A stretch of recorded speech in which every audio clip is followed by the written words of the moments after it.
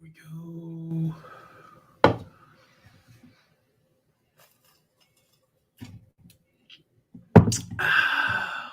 All right, ladies and gentlemen, it looks like we are live. All right, let me know what's going on today, what you guys want to talk about. I am all ears. I realized this was unannounced this week. So I didn't actually tell you guys that I was going to do a live stream. I didn't schedule it or anything like that. But I am happy to help you guys out. Let me know if you can hear me. Let me know if my mic is working. I am trying something new here. All right. Okay. Excellent, folks. All right, let's talk about it. Let's talk about the economy. Let's talk about the stock market. Epic Hamster says, good. It looks like you can hear me. Epic Hamster, welcome back. Will Lee says, okay, excellent. All right, I am all ears. I got a free hour, maybe a little bit more to have a couple of beers, and let's talk about the stock market, the economy, the Omicron variant, which I have an opinion on that is already really unpopular, but soundly grounded in science, by the way. And this is weird, man. I can actually hear myself talking through my speaker, so I'm going to turn that off. But all right, so let's talk about Xpeng's deliveries. So I posted something in the community section of my YouTube page here, just talking about Xpeng deliveries. And if you notice, Xpeng's deliveries were somewhere north of 15,000 this month, which is a record for them, which is more than any of those startups have done so far. And it's 50% above where Neo is. It's a good 20% over where Li Auto is. Li Auto has a factory capacity of about 14,000 units per month, and they're saying right now that the only thing preventing them from hitting their capacity every month is the availability of chips. They just don't have any chips out there available. So I am enormously positive on these stocks. That is Neo, Xpeng, and Li, with a couple of caveats, of course. Didi, the potential delisting of Didi has not introduced a wrinkle, but has reminded us that anytime a company falls out of favor with the powers that be in China, that their business can be threatened. And so the background behind that is that China has a really wide definition as to what constitutes a state secret. Essentially, any business that is done with the state by them is considered a state secret. And since virtually every company out there has business, or at least every company that's traded on U.S. Stock markets has business with the state in China, then at any point they can declare that something that they're doing is a state secret. And if you don't think that government ownership in Neo could potentially be a problem down the road, even though this is local government ownership and not like national CCP government ownership, they are in fact sort of one and the same. So yeah, that is something we should keep in mind. That is an additional risk that you should price into your investments, meaning that I require an extra bit of return over time in my investments with Neo because of that extra risk. I acquire a little bit of extra return in my investments in Xpeng because of that additional risk. And that is something you have to consider. I'm not saying don't invest in Neo or Xpeng, or do invest in Neo and Xpeng. I'm saying that the return you demand out of those investments should reflect the amount of risk that you are assuming. Meaning, I am a lot more comfortable with the risk that I'm taking in. I am a lot more comfortable with the risk that I'm taking in Tesla because they're established.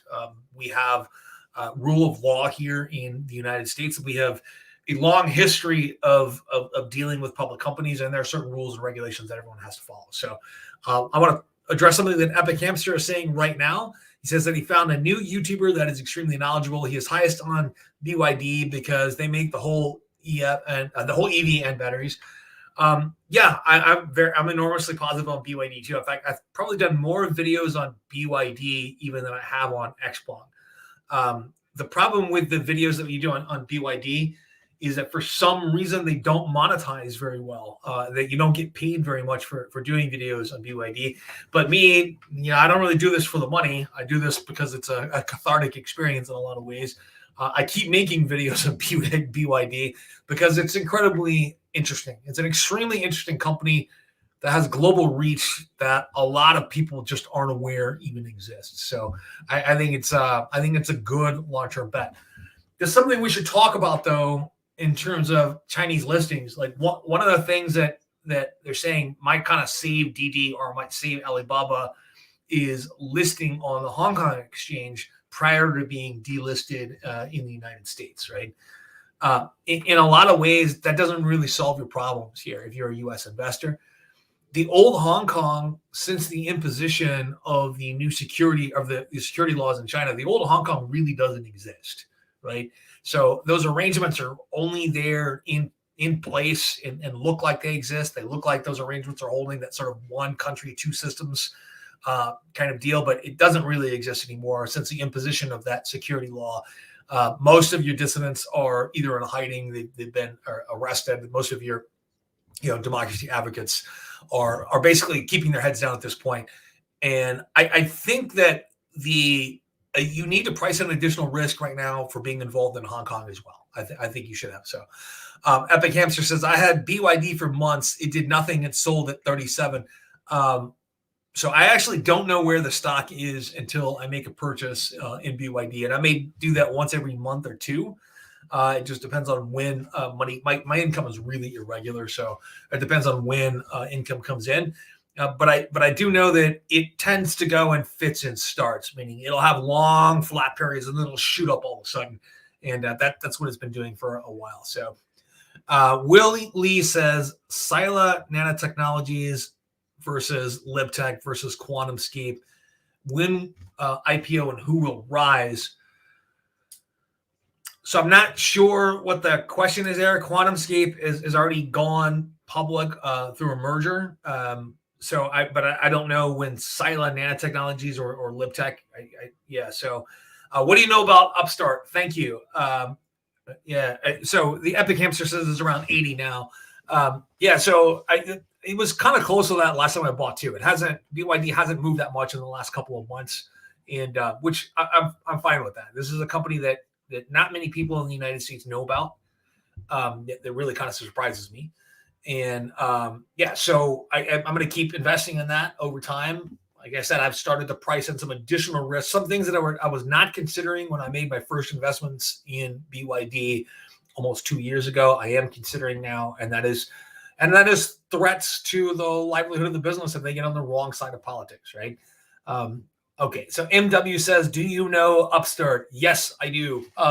So Upstart has gotten crushed in the last month. And so that's not unique to Upstart, though, MW. So SoFi has gotten crushed. Upstart has gotten crushed. Affirm has gotten crushed. It's mostly the crop of new fintechs that's gotten crushed in the last month or so. In a lot of that, and this is something that I talked about in my Patreon today. I did a post on my Patreon about this. A lot of that, I think, is an overreaction to the threat of inflation and rising interest rates.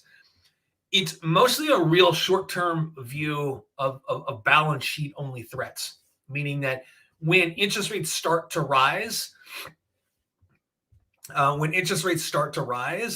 that it looks bad for the first couple of quarters on the balance sheets for these companies. But if you note that I've talked about this before, the spread between deposit operations and loan operations gets wider and wider as interest rates start to rise. So actually, in times of rising interest rates, most financials actually see an increase in revenues. It just takes a couple of quarters for that to catch up. So we may have a couple of quarters where, and this is a couple of quarters of buying opportunities for a lot of these cases. But so in the case of Upstart in particular, and Affirm in particular, and there's one other company that I was looking at that I just can't think of today. So they are AI-based models when it comes to lending. And it remains to be seen what their AI is going to do in these rising interest rate environments. I don't, and I got this from an article that I was reading. In the article that I was reading, I'm like, I'm not sure how much this guy really understands about what goes into loan criteria and what made Affirm and Upstart different. So Upstart's loan criteria is very, very different than traditional loan criteria. And they kind of made this observation that most people have really, really good credit who apply for a loan anyway. But 80% of people who have really good credit can't get sort of the highest tier of loans, right? They can't get that lowest interest rate and lowest cost because of various factors that were being priced unfairly, right? So they kind of flipped that narrative on its head, and we're pricing out loans very, very differently based on an AI model.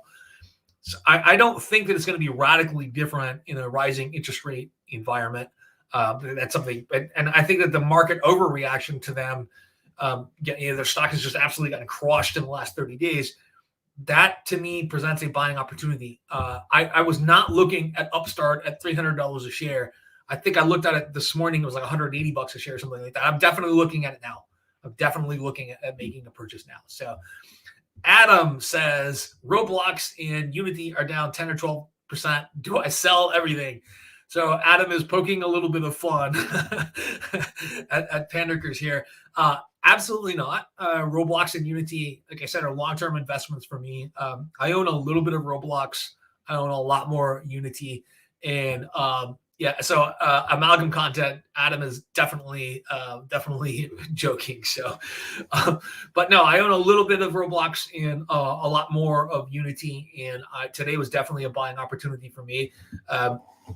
I to be honest with you, my fair value for Unity right now, based on the growth model that I have, is about $120 a share. So they were way overvalued at some point. Now, I did actually buy 6 shares of Unity today, and because that's all the money I had available today. But normally I don't talk about a stock within 2 or 3 days of either buying or selling the stock. But in this case, I want to say that normally my price target was 120 for Unity shares, based on what I think is based on their price earnings growth valuation that I did myself. Okay. So I sold some cash secured puts on that company a month ago. So those never actually fired off.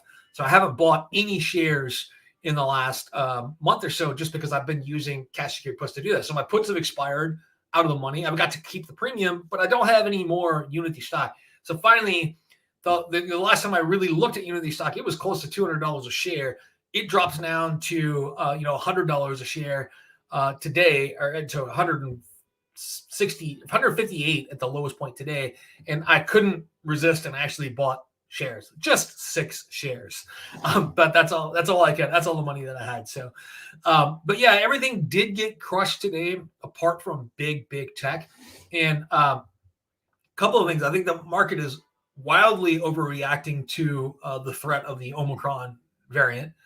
If you listen to, there's an epidemiologist who is he's an epidemiologist that was interviewed on NPR today, and somebody emailed me links to an article that I read that kind of took a look at the all of the different mutations with this Omicron variant, and this epidemiologist is actually convinced that this variant actually developed in a single immunocompromised individual, largely because its closest relative is a variant that popped up back in 2020, and it's not all that closely related to any of the variants that have come out in the last year and a half or so. So it was in this immunocompromised individual learning to evade the immune system, but the immune system of that immunocompromised individual wasn't able to kill it off completely. So he ended up spreading it, or she ended up spreading it to a lot of people. And the point is it must not been that deadly if he was able to carry it around, or she was able to carry it around for months or even a year at a time, and this virus kept mutating the whole time and spreading. So it may be a variant that is far more transmissible, that is yet that is far less deadly than variants that came before that. So I think it's going to end up becoming a non-event. Delta was a significant event. I think Omicron, like Kappa, there was a Kappa variant that you may or may not have heard of that has completely died out, and those genetic sequences are not actually found anywhere in the wild at this point. They only exist in a library, or in a laboratory, because it died out in the wild. It simply wasn't able to outcompete the other strains that are out there. So I think that Omicron is going to end up becoming a non-event. It's going to be less deadly and more transmissible, or less virulent and more transmissible. So I think that this is an opportunity for us.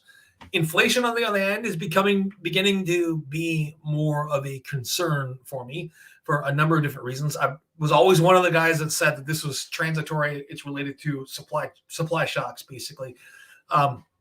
I still think to a large degree it's related to supply shocks. If you look at what is up in value, you have to discount oil costs. And I worked for the oil industry for for quite some time. Both on the IT side and as an analyst in the financial industry.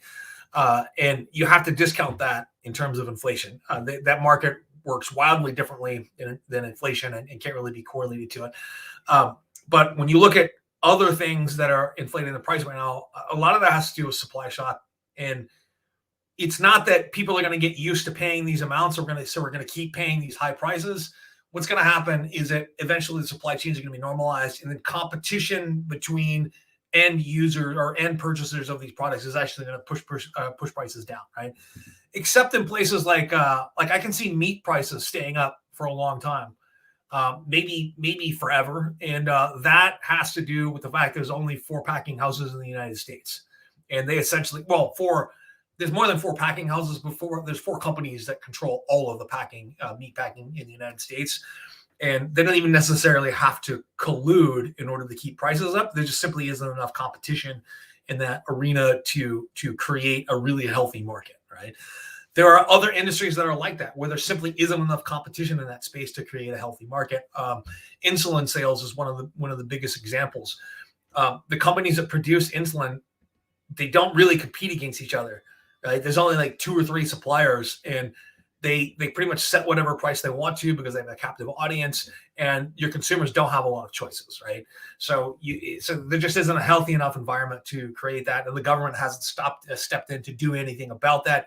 Until recently, I hear that insulin prices were capped in one of the bills that was passed recently, which is a huge deal. So I live in a border city where there's tons of medical tourism south of the border to Mexico to get insulin. And then once this insulin is brought back to the United States, it's shipped all across the country to a bunch of different to their relatives in other states and things like that. All done illegally, but it saves their families hundreds or thousands of dollars. So Adam once again says stock down bad. That's great. Okay, we can keep quoting Wall Street bets if you like. So and MW, I assume that you're remarking on Upstart, which is down from $400 to $180 a share. Crazy. Yeah, I think that Upstart was overvalued. Like I said, I wasn't interested in it at $300 a share. At $180 a share, I'm a lot more interested. I think the story is great, but I think that I'm not a huge value investor. I do pay attention to when a stock is overvalued versus undervalued. But if you paid attention to my channel for long enough, you know that I think 5-10 years down the road. So entry price today doesn't affect my thinking as much as it does as a lot of people who are very value conscious, right? So I'm really looking at future trends here. I'll be honest with you, I think the story is interesting, but I don't think they're a true disruptor. I don't think they're going to destroy any industry or something like that. But I think they have the potential to do pretty well in their niche, right?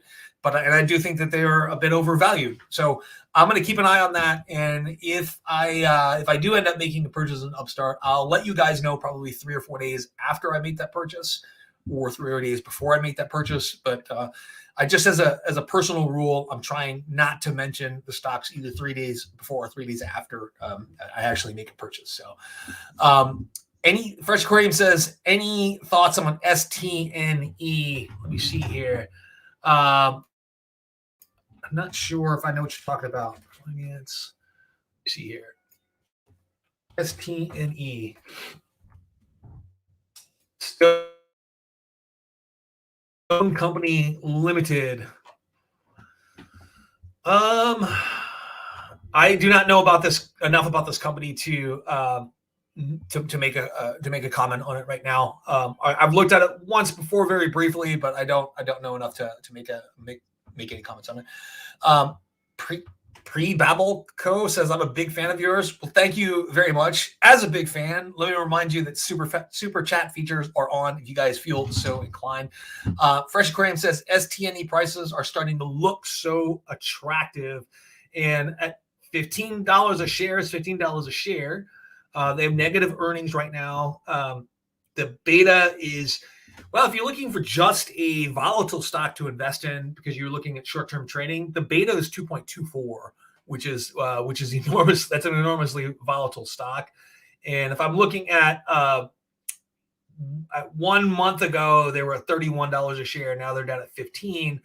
Why are they down at $30 a share? Not sure, other than the top 5 things that I see on the news feed for this company are actually lawsuits, and they have missed earnings in 1, 2, 3, 4 quarters in a row.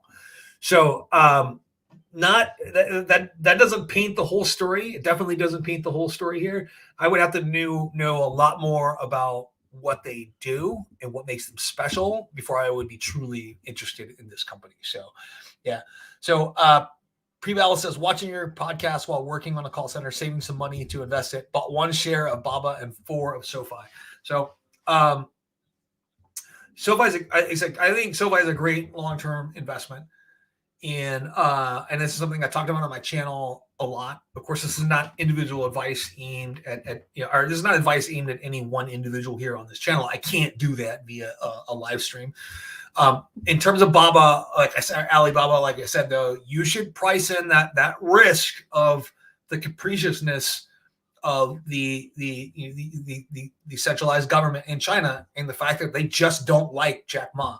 Like, if the president of the United States doesn't like a particular company owner, it really doesn't make a difference. If the Communist Party doesn't like a particular company owner in China, it makes a difference. So MW says, hi, sir. What is your opinion on MQ? MQ. All right. Marqeta Inc. Let me see here. Let's look at Marqeta. Marqeta operates a cloud-based open application programming interface platform that delivers card issuing and transaction processing services to developers. Okay, so this is simply one company that's in a space that I really like in fintech that I haven't taken a look at all. So there are so many companies in the space right now that I am looking at, including Stripe and PaySimple and a dozen other companies that I'm looking at right now in this space. And that I probably won't get to this for quite some time. I will say one thing: the last 2 quarters, they have blown away earnings, their earnings expectations, but it looks like they've only been public for a little while. Let's look at 1 year. Looks like they've only been public since June. So I don't know how they went public, or whether it was by IPO, by traditional IPO, or by SPAC merger. I'm definitely sort of back on companies going public by traditional IPO. Again, I think a lot of these SPACs a lot of IPOs turn out to be duds. It's not just SPACs, but in particular, over the last 6 months, most of your SPAC mergers have turned out to be duds, I think. So, all right. So, started with 277 and now at 199. And I'm not sure what you're talking about here when it comes to MQ. Yeah, I'm not sure what you're talking about here. So, Fresh Cream says, I'm looking at Stone and Jumia right now. Emerging markets is getting beaten down hard because of the dollar strength. So one of the things that was really interesting is that I don't know if it was JP Morgan or another investment house came out with sort of like a prediction, and they do this all the time, like a 12-month prediction, and they're predicting that emerging markets in Europe are going to outperform the US and China in 2022. Now, the history of predictions is a history of most people being wrong about most things most of the time. And when I say predictions, it's not just the stock market. It's really about everything. Humans are absolutely horrible about predicting the future. We're really terrible about it. So Jumia was a story that I wanted to understand and I wanted to believe in, and I still do. And I just remember, that's a bias on my part. I want to see a great African stock at some point. And Jumia, let me see here. Let me pull them up. And Jumia is an e-commerce platform that operates in Africa, Portugal, Germany, and the UAE, right? Emirates. And it's a marketplace that connects sellers and consumers, just like a number of other regional marketplaces are doing, like C Platform in are C Limited in Indonesia, like Amazon here or Shopify. I know they're different, but they connect buyers and sellers and that sort of thing. I want to see that be successful, just because it would be kind of one of those first big African companies here to make it big on. So, and while they're actually based in Germany, but they do a lot of their business in Africa. But so it's a story, though, that I just can't get behind yet. And partially that is because of widening losses until 2020. And their revenues were growing pretty much in line with their losses until 2020. And of course, e-commerce in general just did a lot better in 2020. But when it comes to their quarterly earnings and all that, like I said, not that impressed so far with what they put out. But this is something I'm definitely keeping an eye on. People bring this stock up to me over and over and over. And like I said, this is something I want to be successful. So maybe I'm a little bit more cautious about it.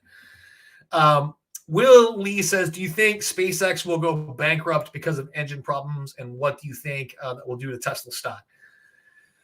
So I think that if SpaceX were to go bankrupt, it would only have a real temporary effect on Tesla stock, a perceptional effect. And then going forward, it really wouldn't matter at all. It would just present one giant buying opportunity when everyone panicked, because a lot of folks don't realize that the whole point of a corporation is to silo and isolate your liability. So SpaceX going bankrupt really doesn't mean that much for Tesla or even for Elon Musk in particular as a person, right? But SpaceX will probably get bailed out one way or another. They're definitely not a government agency, but they do sort of have implicit backing of the government, because operationally speaking, they're one of the only companies out there that is performing, private companies out there that's performing space missions for NASA and the government at this point. So very much, I don't think they're actually going to go bankrupt. I think that they're going to get a rescue package of some sort from someone. So the Epic Hamster says, so we're not all going to die. Phew! I assume you're referencing to my long diatribe on the Omicron variant. If you guys don't know this, genetics is I'm not a geneticist, but genetics is a huge interest of mine. It started long ago when I went to university to become an archaeologist. Never actually ended up becoming a practicing archaeologist. That was just my second run at university, and that was where I got my degree. But no, a huge interest in genetics. So I'm an interested amateur, probably know more than most amateurs do, but definitely don't take my word as actual scientific fact. Science-based, you should definitely ask a real expert. And I don't mean go ask your Uncle Bob on Facebook, who's an expert on everything. I don't mean reference a meme and call it research. I mean, go ask a freaking epidemiologist or virologist, right? Fresh Aquarium says, also, Baba is so cheap now. Is Baba cheap now? What is your definition of cheap? Let's take a look at that. Alibaba. This is one of those companies that I think I told you guys before that I don't actually own this as an individual stock. I just own it through ETFs and mutual funds. I've owned it for a short period where I bought it, it went up very quickly, and ended up selling it. I don't do a ton of short-term buying and selling, almost none actually. But let's take a look at that. So 2 of the last 4 quarters, they missed earnings. Q1 by 13 cents a share, last quarter by 18 cents a share, meaning that estimates were $1.93 per share, and they ended up making $1.75 per share. So they're definitely profitable. Their revenues have been growing. Their profits have been growing. Revenues in the 700 billion range, earnings in the 150 billion range. PE ratio is at 17.7. Earnings per share is 7.09. Yeah, they're actually undervalued. But let's remember, almost all Chinese stocks, because of the perceived regulatory risk, they're traded at somewhat of a discount compared to Amazon, right? If you look at Alibaba and Baidu, either one of those could really be considered a competitor to Amazon to a degree, especially when it comes to all of their investments in AI technologies and sort of commerce of the future. And they've always been traded at a discount because of what's going on right now with Didi, right? Because it's the capriciousness of the people that are in charge, right? And it's the fact that their standards are very different than ours are in the West, right? I don't want to sound judgmental because it's just a different country, right? It's a different society, and people are always very judgmental about what China does, or Chinese people are very judgmental about the West does. I'm saying let's stop judging and let's just say that they're all different, okay? Yeah. So, but is Alibaba undervalued at this point? It is undervalued if this company were Amazon. It's not undervalued or horribly undervalued for what it is, which is an ADR that's traded on the New York Stock Exchange, a company that doesn't pay a dividend, a company that doesn't abide by our accounting standards, and you understand that there's a great deal of risk involved in owning these shares. So I don't not own the shares just because it's traded in China. I do own Chinese stocks. I don't own the shares because by the time I got interested in Alibaba, it was already covered by every single major analyst out there, and I didn't think that there was any advantage in owning the stock, and I definitely wasn't an early investor in it. I like to be an early investor in a lot of stocks, but having said that, a lot of stocks that I talk about, you're still an early investor in them. Like, I still think for a stock that's huge right now, investing in Nvidia, you're still an early investor. The best days for this company are yet to come. They're going to be an absolute monster here in the future. Nvidia's got their hands, and if you're watching my channel, Nvidia has their hands in everything that we talk about on this channel in terms of technology. Every single bit of it. Cloud technology, or cloud computing, autonomous driving, gaming, metaverse, medical devices, medical imaging, you name it, they're all over the place. Nvidia is probably one of those companies that underground is going to start supplying the parts to almost everything that you use in your home. So I think it's one of those companies that if you don't own that now, you're going to really regret that in a decade. So, yeah. So Hyliion is at a 52-week low, almost $6. Yikes. So I've never owned Hyliion. I've talked about it in a couple of videos. It's not one that I cover all the time. I have actually spoken to someone who test drove the what is their Hypertruck ERX, I think it's called, and this is one that was actually a natural gas and electric vehicle. It wasn't the hydrogen. So they're a fuel agnostic company. Their electric drive is complemented by an onboard generator, and they don't care what fuel you use. They have at least a design version for a hydrogen fuel cell version of it. And they have a version of it that's already in operation, which is a renewable natural gas version, right? So the advantage of renewable natural gas is that there's already a network out there of 800 refueling stations across the United States and Canada. You don't have to invent any infrastructure to supply yourself. Your range on the Hypertruck ERX is supposed to be somewhere around 1,300 miles per fill, right? So 1,300 miles or so is what you're going to get from that versus the Tesla Semi, which is about 500 miles, okay? So I think there's definite avenue for them to sell their products. There was a short attack that came out of them in November of last year by Bonitas Research. That was absolutely unfair. It really picked on them for things that were not just explainable, but were attacks that were really just disingenuous. I think his name is Jeff Healy, is the CEO of that company. He's an actual engineer. He's very unassuming. But before, and even at $6 a share, and at $6 a share now, I'm actually kind of tempted to buy a couple thousand shares just to do it, right? As speculation. But I want to see that ERX actually out on the road, and I want to see a company buy those trucks and use them. And I want to see what they say about range capabilities before I actually sink money into it. We're seeing Rivian right now coming out. They did some of their first testing under tow, and it looks like they had range degradation of up to 62% while towing a load, which, let's be honest, you have range degradation when you tow a load with a diesel truck too, right? You don't get the same amount of mileage when you use a diesel as when you're towing something as when you don't, right? So there's range degradation no matter what. But I do think that really in this test, I don't know how fair it was. I don't know how accurate it was. So I don't want you guys to rush and make any decisions on this because of what I'm saying. But this is something I want to keep an eye on. I don't own any Rivian stock. It's something that I would love to own on principle, not necessarily because of business fundamentals at this point. They aren't actually, they've only delivered a few vehicles.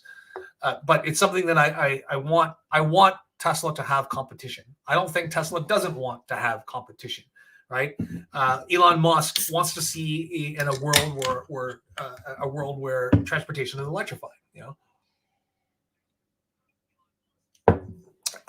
MW says Chinese stocks are dangerous. All stocks are dangerous. Every single stock on the planet is dangerous.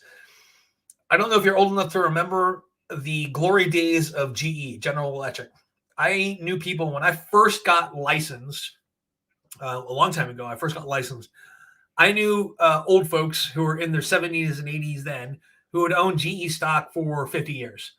And when the decline came in 2008, it was sometimes it was a widow whose husband had died, and her husband said, "Never sell GE." Well, that stock went down to $5. It went from $50 a share in 2000. By 2008, it was down to $5 a share. They had a reverse split. They stopped their dividend, and this was General freaking Electric. In hindsight, recognizing that they were in trouble looks like it makes a lot of sense. They weren't making anything anymore. Most of their money was generated on their financial arm. Their financial arm had taken a ton of risk. So the company is reorganized. But anyway, it's a shell of what it used to be. The other thing is that when I say all stocks are dangerous, if you look at the Dow Jones in 1930 when it was founded, I don't think there's a single company that's still in the Dow Jones 30. Right? Not one. Right, that was on it when it was from 1930 to today. I don't think there's a single one that's still on it. Right, with the S&P 500, I think there's only like 9 stocks that were on the S&P 500 that would have been in like 1930 and on it today. There's only like 9 out of 500. So so to say that stocks or Chinese stocks are dangerous, let me put this to you in perspective. Let me put this to you in perspective. 4% out of 26,000 stocks traded between 1940 and 2018. 4% of stocks were responsible for 100% of stock market gains. The most common return for a stock over a 7-year period is a 100% loss. And this is based on some research that was done, and it was the most ridiculously titled research, but it was done by a professor named Heinrich Bessem-Bender from the University of Arizona, I think. And it was the stupidest title ever. It was called "Do Stocks Outperform Treasuries?" Okay, and he came at this from a real oblique approach, saying if you chose this section of stocks, then they wouldn't outperform the 3-month Treasury over time, and he was correct. But he's not talking about like a diversified portfolio over time. That beats the pants off of treasuries, hands down, all the time, especially in the last 30 years. But all of the data that was collected in there was absolutely amazing, where it's one of the things that we talk a lot about stock picking in this channel. That research is one of those things that kind of refutes a lot of what stock pickers tell you on YouTube. 26,000 stocks, 4% of them are responsible for all of the returns in the stock market. And it was something like 1% of that 4% was actually responsible for 50% of the returns of the stock market over that same time period. So it's really a really super narrow selection of stocks out of all of them that is responsible for all of the gains. And that's really disheartening if you are a stock picker, right? It means that your efforts might be futile. And so that's one of the reasons I tend to hold a majority. If I make a lot of money in some individual stocks and I decide to reduce my position, a lot of times that money does not go back in individual stocks somewhere. It goes into a diversified ETF portfolio or mutual fund portfolio. And in my case, it's an ETF portfolio now. Because there's making money and then there's keeping it, right? There's the two sides to investing, making money and keeping it. I'm at the point right now where I've made money I'm able to make money on my money. And now I'm getting closer to retirement than I am to the beginning of my career. I'm starting to worry about keeping my money as well. And that's something that if you watch YouTube long enough, listen to financial podcasts long enough, you invest over the long term, you're going to be there too. You're all going to be there if you're listening. So if you're watching here. So look at PayPal. Let's look at PayPal. I haven't looked at it in a couple days. And let me see here. PayPal $79 a share. Let's see. A 52-week high was $310, and that would have been probably back in July at some point. Its low was pretty much today at 179 over the last 12 months. Earnings per share is $4.16 per share. P/E is around 43, which is normal. Beta is actually pretty low, meaning the volatility in comparison to the stock market as a whole is actually pretty low. It's about 10% more volatile than the stock market itself. They've beaten earnings 4 quarters in a row. I'm thinking that PayPal looks like a pretty good deal at this point. So, it's something that I already own. I just don't own a lot of it. Like I don't even own a round lot of 100 shares in order to sell call options, cover call options on PayPal. That's something else I'd like to own too. Unfortunately for me, my wealth is not unlimited, so I can't own everything that I want to. So did you have something negative to say about PayPal? PayPal is a company that just keeps delivering and keeps performing. Year after year, at least since 2017. Their earnings have grown from $13 billion their revenue has grown from $13 billion in 2017 to $21 billion in 2020. Their earnings has grown from $1.79 billion to $4.2 billion last year. They're on track to beat that this year too. So in terms of a long-term investment and how much they can grow, I think the growth at this point, it's kind of impossible to calculate how far they can grow at this point.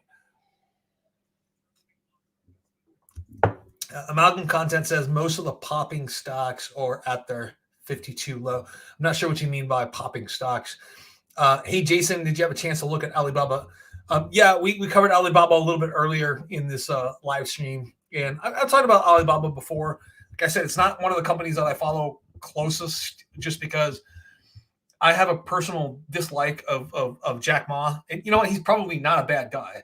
Like I said, I was just exposed to that Kung Fu movie where he was on a flight, and I've hated him ever since. And it was the worst movie I've ever seen in my entire life, and I couldn't take my eyes off of it. But after the movie, I hated Jack Ma. But like I said, probably not a bad guy. That's just a negative impression that I got. So why is Uber at a 52-week low? They're being used as much as ever, maybe even more, and quite pricey. Why is the stock at a 52-week low? Is it due to inflation? Well, so there's a lot of overreactions to inflation at this point. I don't think that is one of them. I think that the threat of the Omicron virus is probably a bigger factor in why that is down. I think that because that severely limited Uber's business during the pandemic when everyone was shut down, and even after everyone was shut down. And I think that the near threat of rising cases without a new, really Omicron variant is really just sort of a scary name at this point. We don't know exactly how deadly it is. It could turn out to be far less deadly than the Delta variant or the original strains. In fact, based on the history of infectious diseases, it's actually likely that it's far less deadly. Remember, like any organism or any strand of DNA, the only purpose that it has is to make a copy of itself. If it's extremely deadly and it kills its carriers, it can't make as many copies of itself, which is one of the reasons why that most viruses over time tend to become more transmissible and less deadly. Like we're never going to eliminate the common cold because you carry it around for a couple of days before you show symptoms.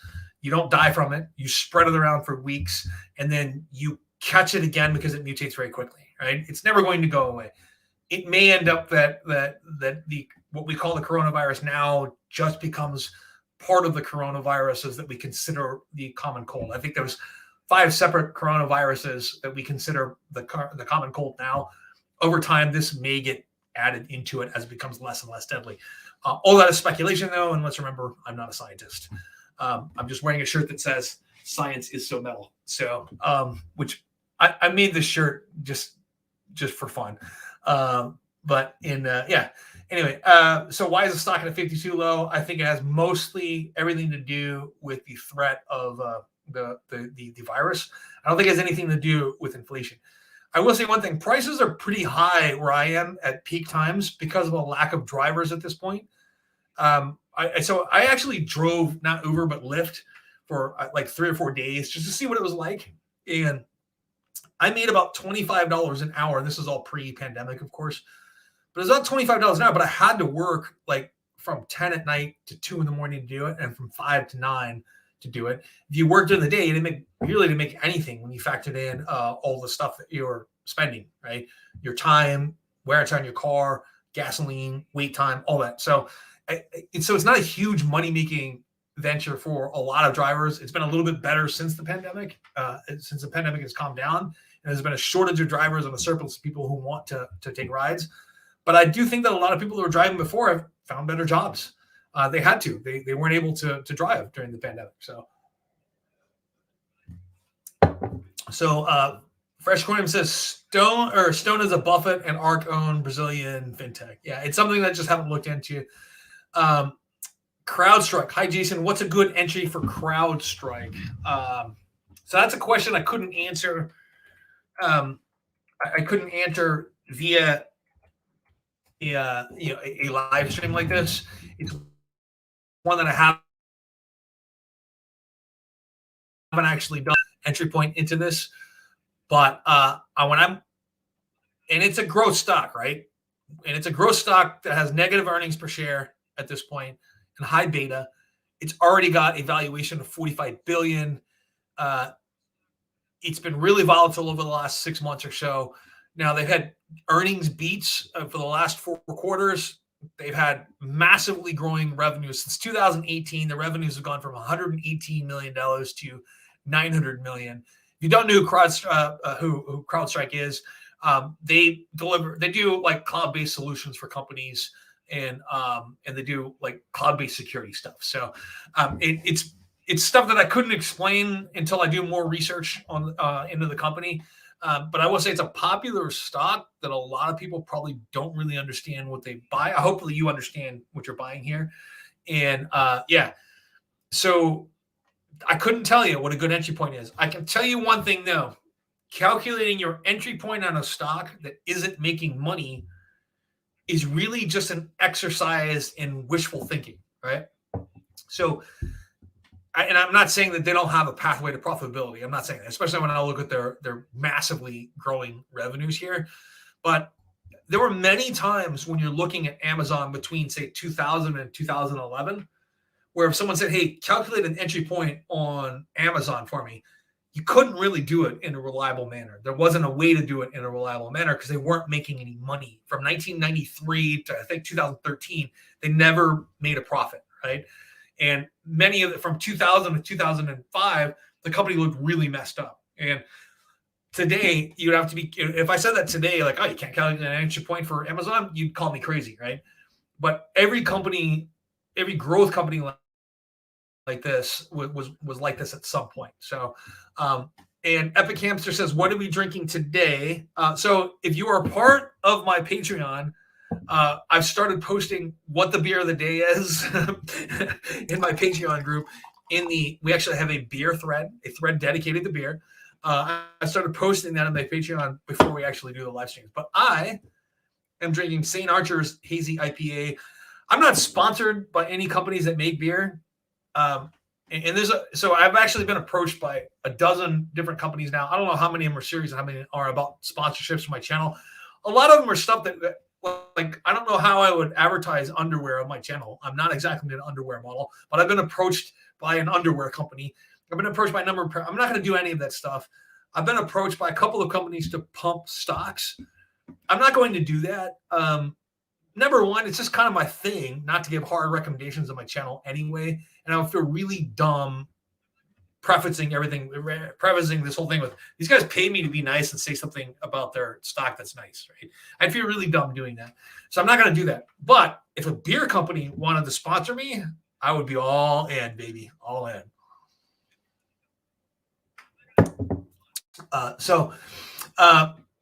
Pre-Babel company says, what do you think about IPO via SPAC for Acorns and New Big Both Fintech? Actually, I think those are great ideas. So both of those companies have a clear pathway to profitability, in my opinion, and that's I'm starting to worry more about that than I have been over the last couple of years.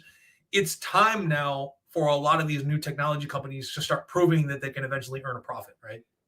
That they're not going to continually pour everything they have into expanding their operations. It's time for their profitability to catch up to their burn rate. And I think that most of your fintechs, because of the more conservative nature of their business, they all have that, right? By the time SoFi went public, they had a clear direction and pathway to profitability. If you look at a company like 23andMe, even when they went public, they really didn't have a pathway to profitability, right? Not one that was defined, right? And it's like, I covered 23andMe in my last live stream, but their business model was the most Silicon Valley thing I've ever heard of, and their product is their data. It's you are the product with 23andMe. If you took a 23andMe test, like genetic test, like I did, you are the product. That's what you don't realize. It's not the genetic test that it's the product. It's your genetic material that is the product. It's your data, and they sell that to companies that to medical companies who want that for their research. But that is kind of that was their thing. So every single one of these fintech companies, though, has a clearly laid out plan over the next 3 or 4 years that they can execute on. And they're probably walking into one of the best environments to do that. There's enormous dissatisfaction with traditional finance. This is one of the things that's triggering the rise of fintechs and triggering the rise of decentralized finance.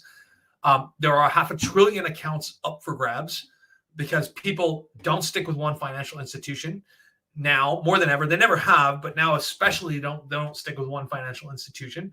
And not only that, people are walking away from those traditional banks like Wells Fargo, Chase Bank, and all. They're still going to remain. The Bank of Americas are still going to remain enormously powerful for some time. But over time, their power is going to get stripped away, and it's going to go to Square. It's going to go to PayPal. It's going to go to SoFi. It's going to go to a number of other companies that are out there. So, but in terms of IPO via SPAC for Acorns and New, I have a lot more not faith. I don't like to use the word faith, but I think it's probably an okay idea for them because they're a bit more organized, and these companies are a bit more real. Like taking Virgin Galactic public via SPAC was the only option. There was no way to do a traditional IPO with them. They would not have passed muster. No one, essentially no one, no syndicate probably would have taken the risk to do that, even though it's backed by Branson. So any thoughts on Pilbara Minerals at the current price? I'm up 600%. Not one to call it quits, just hold for the next 10 years. Pilbara Minerals, what do they specialize in? Let's see what they specialize in. I assume you're talking about ILBF. Is that correct? And hold on a second. They mineral resources in Australia. That's something. So their loss per share is definitely not enormous. It's an extremely volatile stock. So if you jumped out of them, I think you have an opportunity to jump back in. It's not something that I would invest in because it's way too short term for me. But in terms of a long-term investment right now, I like almost anything associated with lithium. Demand for lithium, and they are associated with lithium. They have, it looks like they have some enormous lithium deposits in Australia, or they're involved in some lithium deposit mining in Australia. So I do think that because of the volatility, their beta is 2.1, which is basically 210% or 110% more volatile than the stock market itself. I think if you're up 600%, you could probably sell it and jump back in and make another 100%. It's not something that I would do or something that I would recommend. I do think there's a distinct possibility, though, especially when I'm looking at over the last 5 days.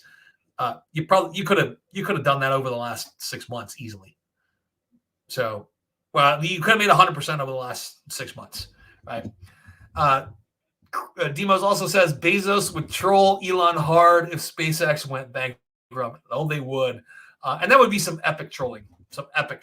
Who's was it? Was it Elon Musk that sent Jeff Bezos the giant, titanium #2 or something like that? Yeah, something I've learned. Adam says something I've learned: buy the dip doesn't always work. I had one of my most illuminating encounters with a client years ago where I first encountered him in like 2000, and then I really didn't see him again until like 2008. And he elected not to use the services of my company, which was fine. But his whole strategy was, I'm just going to buy the dips and I'll do fine. And we were like, well, you should make this purchase and hold until you're ready to dispose of it 10 years from now. He's like, I'm going to buy the dips. I'll be fine on my own. And I actually got to see the client like 8 years later. It's about 2 years before he wanted to liquidate. And he wanted to do some like back testing on his portfolio versus ours. And our portfolio blew his away. And it was his whole buy the dip strategy. It just didn't work over time. It was better. The dollar cost averaging, the huge chunk of money he had to invest at the time, doing it over the course of a year, which is what we planned on, versus buying the dips over 8 years. He would have made a lot more money by going with our strategy. And buying the dips really doesn't work over time, and that's actually demonstrable. So so if someone offered you a ticket to spaceflight for a day, would you go? Probably. My wife wouldn't let me go, but I would definitely go. If I didn't have a wife and kids, I would go in a heartbeat. I think my wife would probably not let me go unless I bought a giant insurance policy. So there we go. And Shivani Pitaram says, where were you hiding, man? That's a good question. And I was actually kind of hoping that that no one would actually address that fact that I was kind of missing for like 3 weeks. I'm going to say that I was not doing well, and it's okay to not be okay. And mentally, my mental health was suffering. So I took a little bit of a break. I did some very healthy things. Like I did some woodworking on a boat that I'm building. I went surfing a lot. I took a lot of walks, and I decided that if I didn't have something really valuable that I wanted to share on my channel, that I wasn't just going to put out crap. And I needed to take a break from my mental sanity. And I had a lot of other work to do. And I want what I do on my channel to be really enjoyable for me as well as everyone else. So that's where I was hiding. I needed to take a break. And I'm going to do that occasionally. And I'm not going to announce it ahead of time. So I'm going to take care of myself. And hopefully you guys will take care of me. So let me see here. Young Kim says, is there another dip like we had in the winter of 2020? I think that's a distinct possibility at this point. Like I said, there's an overreaction to the emergence of this Omicron variant. Like I said, the story that I heard on NPR and the research that it pointed me to on the actual genetic research that's going on with the Omicron variant right now actually has me pretty fascinated in terms of its origins, and it makes me think that there's a giant overreaction to this. Yes, it's everywhere. Yes, it may outcompete that. Right now, the Delta variant is responsible for like 99% of new infections, right? Because it's very successful at making copies of itself. This variant may actually be a lot more successful at making copies of itself because it makes you less sick, right? But maybe for a longer period of time, right?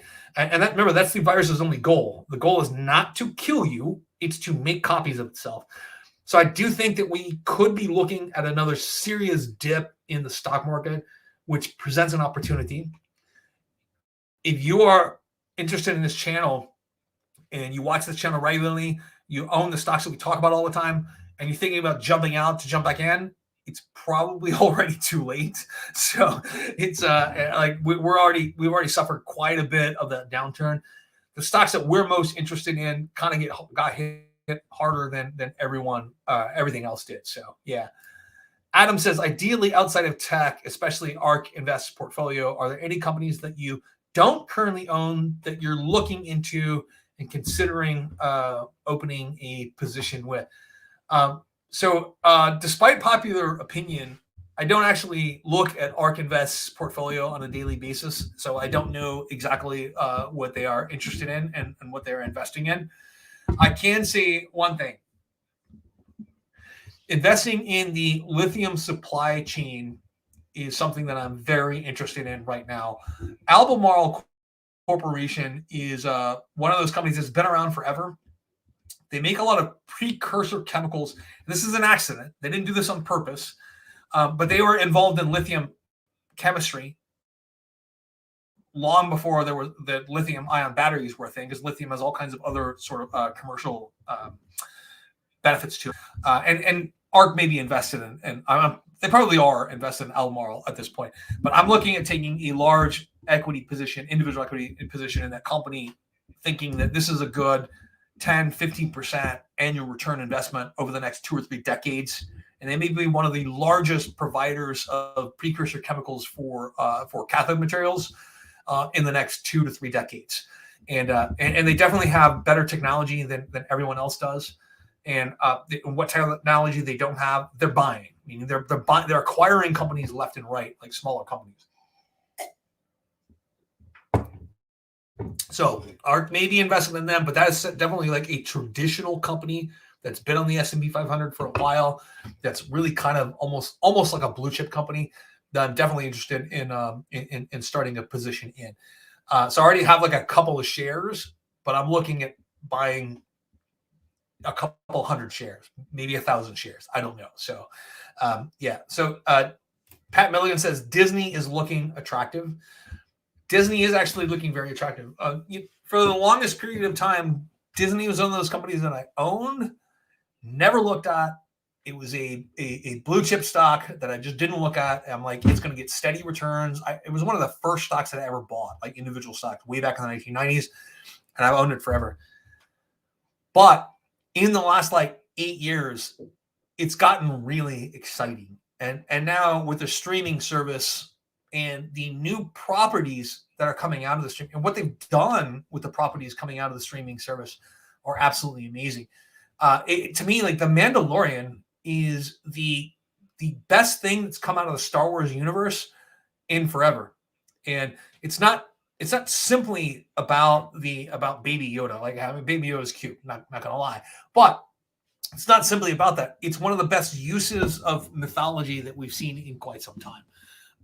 Marvel Studios moving up, they have some hot properties right now, and I'm very, very interested to see what they do with the creation of these universes. Like the one universe that was purchased, it got bought by CBS. Was it CBS or NBC? It was anyway. It's Star Trek. So Star Trek Discovery is something that so they haven't done as much with that universe to expand its appeal. That's one of the things that Disney really did with the Star Wars universe and with Marvel's universe, is they've expanded the appeal beyond their original nerd audience like me, right?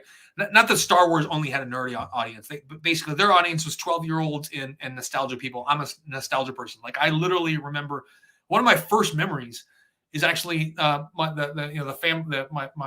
father holding me when standing in line for Star Wars. Like, I don't actually remember the movie. I remember standing in line, or from when I originally watched it, but I remember standing in line to watch it. But one of the most impressive things that Disney has done is expand that universe now with some of the things, with what they're doing with The Mandalorian, what they're doing with the Book of Boba Fett. This is all business to me. Like, yes, I enjoy the stories, but I actually enjoy the stories more than I have most of the recent movies. And I think that's saying something.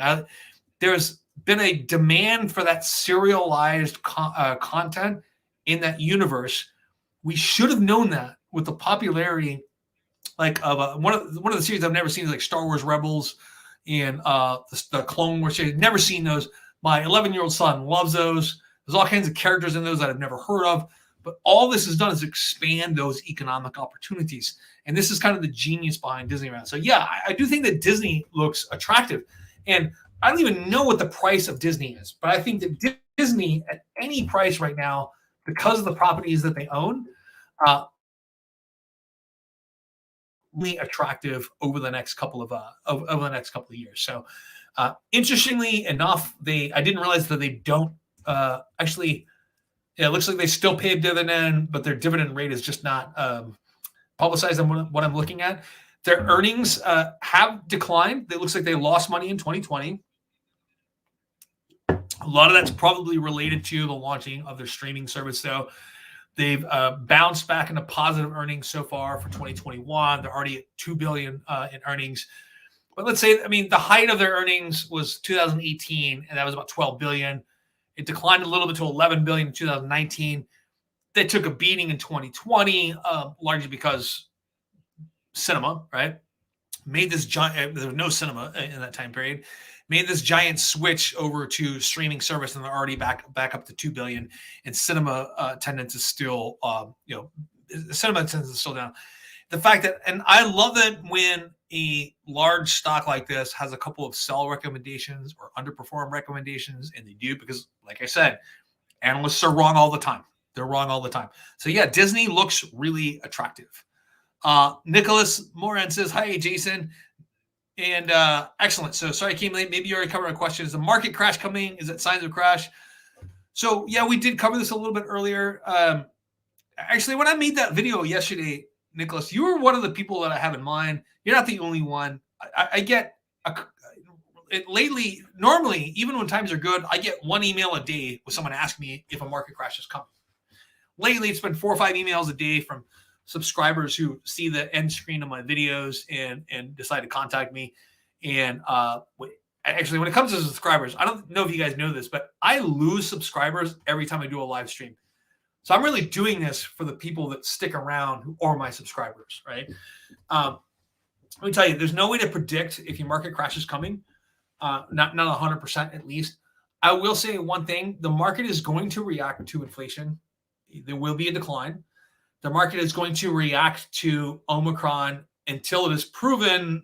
So right now, there are no deaths attributed to the Omicron variant. 0. And this is research that I did this morning, right? So I went out and I looked at all of the scholarly research that I could. There are 0 deaths right now attributed to the Omicron variant. Doesn't mean that there won't be. It doesn't mean that there haven't been. There just aren't any that are attributed to it now. But that is one of the things that's affecting the market right now, is a perception that we might have more lockdowns. I don't think that's going to happen. I don't think that anyone would take the political risk to do that unless it got really, really bad. Really bad. Even here in California, I don't think they're going to take the political risk to do that. All right. Number 2, I think it's an overreaction. Number 3, I think that inflation is going to be the big thing that's on everyone's mind. And I also think that the reaction to that is going to be is a bit of an overreaction as well. So Oren Grabarnik says, hi, Jason. I'm holding some growth stocks, which I bought in August, September 2020. I took some profit. I still hold some like Invitae and CRISPR that are down 30 to 50%. Unsure if I should hold or sell when I'm still up overall. Okay. So look, this is not, I have to preface advice like this by saying it's not advice, and it's definitely not aimed at any individual. It's not a recommendation to buy or hold or sell any security. But I view my investments in genomic stocks, which I own I have a little bit of CRISPR because I've been an enthusiast of genomics for a long time. So I own a little bit of CRISPR, a couple hundred shares. And the rest of what I do is actually through ARCG. Because even though I'm probably better educated than the general public when it comes to genetics, genomic science, and all that stuff, I'm still not educated enough to understand what would make one company more successful over another based on the science that they're using for their business, right? And I think that most people should just admit that you don't know enough you don't even know what you don't know, right? Like I study this stuff all the time and I don't know, okay? So I view these as super, super long-term investments. Like I acquire about 1 share of ARCG a month. And I've been doing that essentially since it was sold. I'm actually down on my investment, but I bought a share today. and I'll probably buy a little bit more because I know it's really beat up. Because my time horizon for this is 10. This is not even a 5-10 year investment. This is more like a 10-20 year investment. So a couple of things. I remember speaking to I don't know if you guys know who Linus Pauling is. Linus Pauling and I actually had a really odd friendship when I was in high school. He came to University of Houston, and I went to see one of his lectures. And Linus Pauling he won 2 Nobel Prizes, one in chemistry and one Nobel Peace Prize, right? So he won 2 Nobel Prizes. So he came to do a speech. I went to go see him, and I was in high school. And he asked some math question, and I admitted it. And he says, whoever gets the question right will get to go to lunch with me. I was like, great. I threw up my hand, and I just guessed. And it wasn't even an educated guess. I just guessed and got it correct, right? And so I got to go to lunch with him. And so we ended up going to lunch like the next day. And I actually lived like really, really far away. So I ended up staying with a friend of mine that lived in Houston and that night because I was so excited to go to lunch with him. And we ended up keeping in touch. And this is back in the days where he had an email address and he would send me something once a week about vitamin C. Like he kind of went a little bit off the deep end. But I remember him telling me that this is before the human genome was fully decoded. But this is one of the things he told me in the beginning. He's like, the human genome being decoded will end up being one of the least impactful innovations or I can't remember exactly what he said, but one of the most least impactful things that happens because people won't understand the interactions between the billions of genes that are out there. Turns out that he was correct, right? The human genome was sequenced, I think, in 1997 at the cost of about $1.3 billion per genome or something like that. But it was sequenced back then. But great, we know the string of G's, A's, C's, and all that stuff, right? What we don't understand is the interaction between those genes. There's about 3.5 billion base pairs in the human genome, and all of those interact in different ways, and we don't know how each gene interacts, and it's going to take us time to understand it. So what's going to help us understand that is what's going on right now with the AI evolution, machine learning, deep learning, and that sort of thing. So my vision on this as an investment has always been like 10, 20 years down the road, meaning that this is what's going to pay for my really late retirement, like my 70s and 80s when I'm, when I need long-term care or something like that. So I'm looking at my investment. That's a smaller portion of my portfolio, roughly about 7 or 8% of about 6% of my portfolio right now is dedicated just to genomics. Most of that is an ARG, but it's a seriously long-term investment. And I think that most of my investment in that has been between like $78 a share and right now I think it was like $62 a share or something where it hit today. I wanted to buy I bought one share today. So oh, you didn't say if your friend so it wasn't exactly my friend, it was just somebody that I talked to that drove it. And I don't want them to think we're not friendly though, because we are. But it's not something I've actually hung out with in person. I just spoke to him via Zoom. And yeah, he was actually very impressed with the way the ERX works. He drove it for a couple of hours, not for like a couple of days. And he's an executive for a company that has a large fleet. And he's a family friend. So he's very convinced that if it's not this company, it's some other company like this, like a Hyliion, that's going to make it. There is going to be a hybrid solution for Hyliion. So this family friend of ours is convinced that individual cities across the United States are eventually going to make these sort of zero emission mandates for trucks that are coming into their city, meaning that it doesn't matter what, even if you run dirty diesel all over the country, if you're going to enter and leave a city, you need 100 miles of battery range to do that, because these cities within their limits, you're going to have zero emission restrictions on some of these. So this is what he's convinced of, and he's not the only one. There are a lot of folks in this industry that are convinced that the future of trucking is going to be hybrid, not necessarily battery electric, and definitely not diesel, but probably going to be hybrid. Whether that's, I think it's probably going to end up being renewable natural gas and not hydrogen. I love hydrogen, by the way. I think it's an amazing thing to do. I just think that the moment for hydrogen passed. And yeah, so why NIO sold off even with a huge November delivery. So a lot of what's going on right now, and this is one of the things I talked about in my Patreon group today, is that very little of declines that are happening in the stock market today are due to company-specific news. There isn't a lot of in their October deliveries were terrible. We all know that was due to the supply chain issues. I think they had like 10,800 deliveries for this month. That's great. That's in line with what we should expect. They got spanked by Xpeng. Not going to say I'm not a little bit satisfied by that, but I am. But it is what I expect out of them. And they slid. They're not sliding because of company-specific news. This is more macroeconomic stuff, right? This is political uncertainty, economic uncertainty. This is virus news. This is inflation, right? And remember, you have a lot of American investors investing in an ADR thinking that what happens in America is exactly what happens in China. In neither one of those, and that's not a true statement, right? So that sentiment can infect those stocks when it probably shouldn't. And there are things that we should consider with NIO stock that people aren't considering. Like my expectations with NIO that have to be met have to be huge. Like, hold on.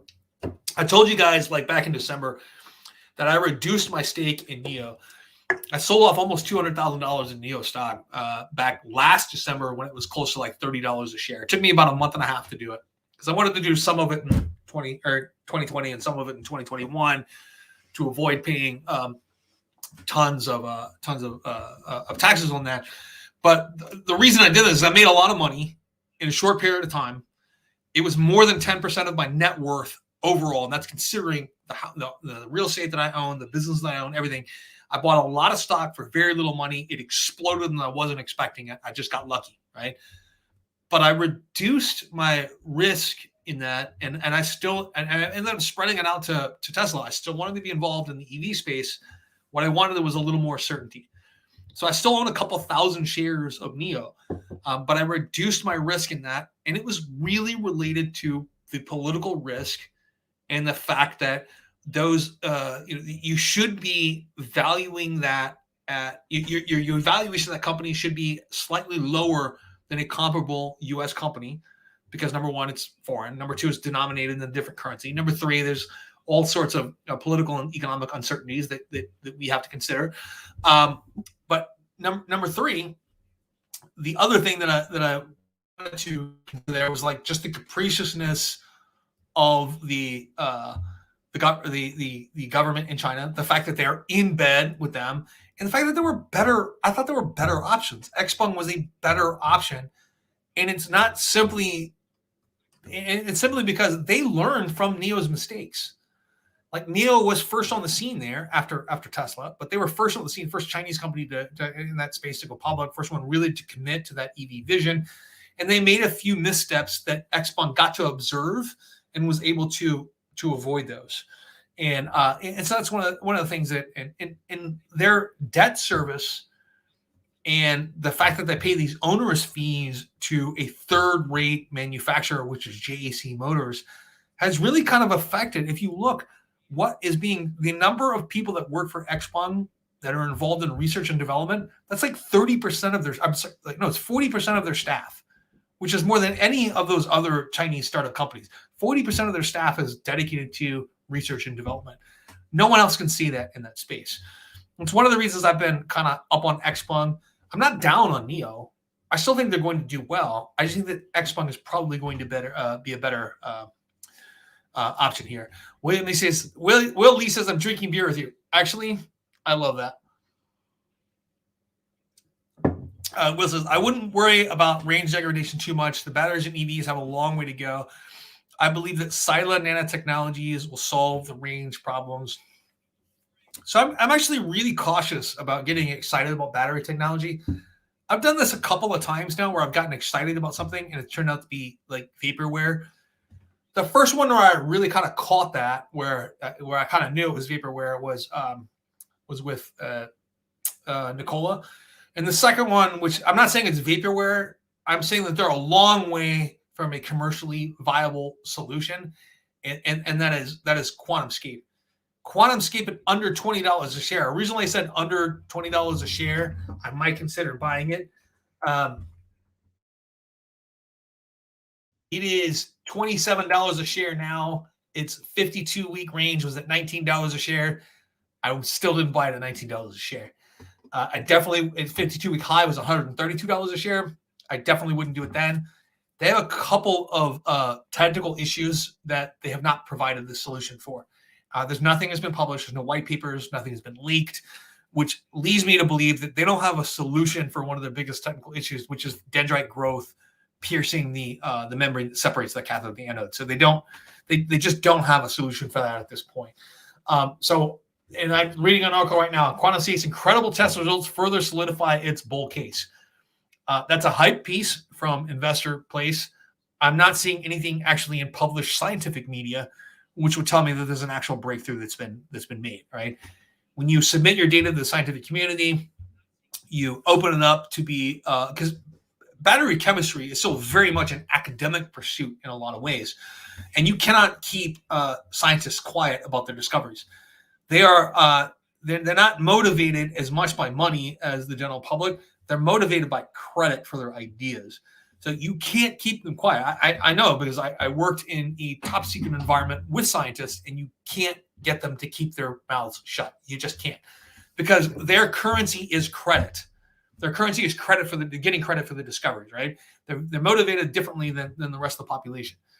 So it leads me to believe that QuantumScape still has a long way to go.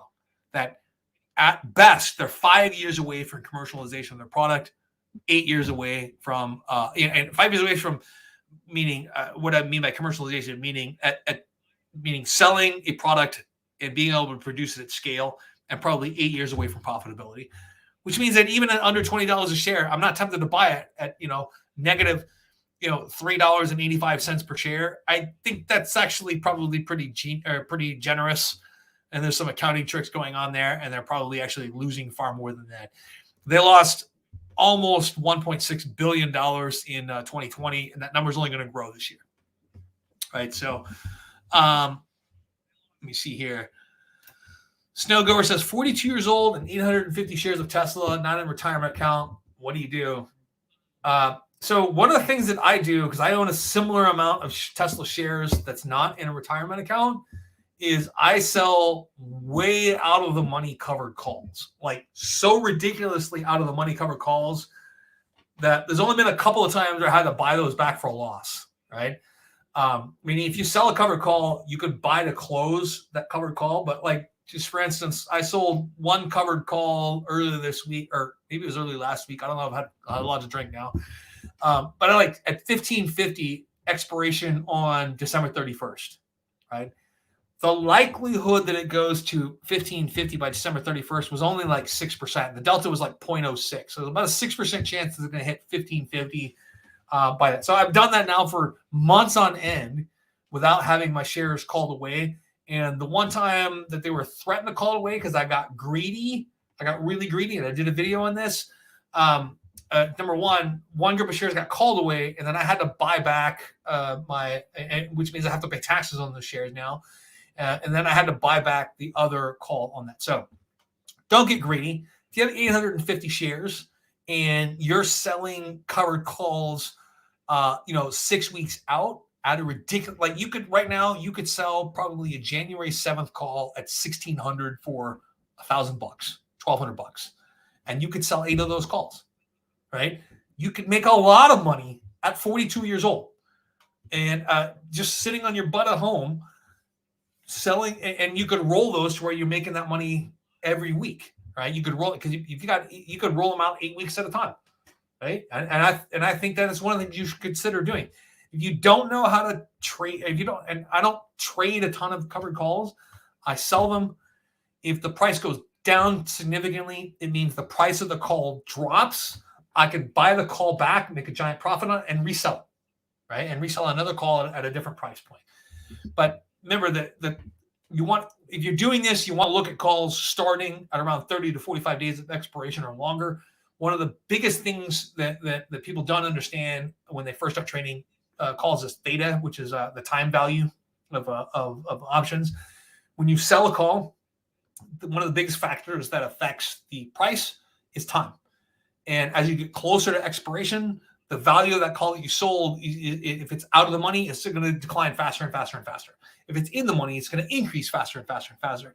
If you're selling calls, of course, and especially on Tesla, if you don't want to pay taxes on all the gain that you have, you probably like me, where you bought 100 shares or in 2011 or something like that, and now it's 500 shares, and you were never expecting it to be worth this much. A lot of people are in that boat, and they don't know how to generate money. With Tesla, it's easy.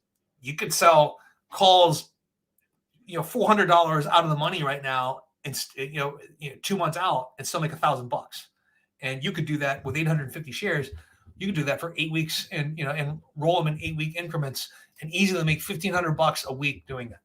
So it's one of those strategies you could try. Definitely not a recommendation. I don't know your personal tax situation or anything like that, but that is one of the things that I would do at that age to generate income, because I understand the frustration. It doesn't matter that it's in Tesla. It's so volatile, and you don't think of it as dead money, but it's locked up. You can't sell it because you have so much gain, and you want some way to take the riches that you have in Tesla and move it. Covered calls is the cheat code to do that, and because of the price of covered calls, how much money you can make, and how robust the market for options is in Tesla is, you can buy those 8 weeks out, $400 above current price, and at a less than 5% chance that those are going to be called. And if you do get called, big deal, buy it back, eat the loss. You're going to make it back in the next couple of weeks, right? I do it all the time. Not all the time, but I eat the loss, and I'll make it back in a couple of weeks. You will too. So I heard that companies like eBay are removing their reliance on PayPal. Okay. Removing their reliance on PayPal. So I'm not sure how that statement. I'm not sure what to make of that statement in particular. PayPal and eBay are owned by the same holding company, so which is PayPal. Actually, I think PayPal is actually the holding company, and eBay is owned by them. But they're expanding their options in terms of their payment solutions, meaning that eBay is getting behind the crypto wallet bandwagon and the fintech bandwagon. They're going to accept a lot of other different pay options. A lot of companies are doing that. It just makes sense. PayPal itself, their old service, is probably not as impactful as some of the other things that are coming down the pike for them. So maybe that's the case. But look at PayPal's increasing revenues and all of the various revenue streams they have. Remember that one of PayPal's biggest properties is Venmo, their payment system, and that is definitely something that is not decreasing, that is increasing. Nicolas Morin says, I'm not sure if Neo Day will have a positive impact this year. What do you think? So if you look, when I looked at Neo Day and you looked at the overall impact of Neo on a short-term basis, it looked impactful until Neo Day, and then you saw a decline in price. On a long-term basis, it looked like it had no impact whatsoever, right? And I really think that it's only rare cases where something really earth-shattering is announced that, like, one of the investor days really has a giant impact. If you look at Battery Day, in terms of the impact that it had, very few people understood the impact of Battery Day, and very few people understood that the impact of Battery Day wasn't going to come for 2 to 3 years, right? That it's going to take time to solve two of the issues. Two of the number one of the issues they had to solve was scale production of the dry electrode process, and one of the other one was scale production of the tablets process, right? So a couple of those things have been worked out. Now they go into bringing up production, right? And I think people didn't really understand that, and that's why it didn't have that. For me, that was what convinced me at that point that everything that I had believed that Tesla was going to do was actually going to happen. It was one of the most impactful days for me in terms of being an investor in Tesla. actually one of the happiest days of my investing life was Tesla's battery day. It was everything that I expected and more. And it was completely misunderstood by the public. They were horribly disappointed by it because no one saw the battery. No one saw no, you didn't see the battery. What you understood was that 95% of the technical issues have been technical hurdles have been overcome at this point. This is going to happen. And that the largest and most expensive component of this vehicle, of this electric vehicle, is just getting cheaper and cheaper and cheaper. And then in 2 to 3 years, you're going to see a 56% reduction in cost for this. This is unstoppable. That meant at that point, after battery day was done, that meant that the internal combustion engine had been struck a mortal blow, and that it's going to be around for a while, but it's just slowly dying, right? And the public completely missed that. They completely missed that. I'm not sure why it was completely missed, but it was amazing. So last year, on NIO Day, when NIO talked about this solid state battery that they were going to have in their ET7, it was going to have a 600-mile range, 1,000 kilometer. It was 1,000 kilometer by NEDC standards, which NED standards means not even darn close, really.